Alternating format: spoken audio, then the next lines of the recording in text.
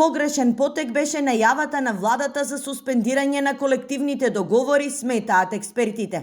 Според нив, отварањето на оваа тема најверојатно се должи на неспретноста или незнаењето и истовремено можеше да предизвика лавина социјални реакции кои би прераснале во штрајкови. Не можете да суспендирате колективни договори доколку немате промена на целиот трудово-правен систем во државата. А тоа не може да се случи затоа што ние имаме обврски кон меѓународните организации и кон европските стандарди кои што сме ги веќе имплементирали и прифатиле. Така да темата е по мене затворена, но се отвори како можеби една неспретност, незнаење или можеби начин за да се реши некоја ситуација. Во меѓувреме и постапката за донесување на нов закон за работни односи е во заложништво на политичката криза.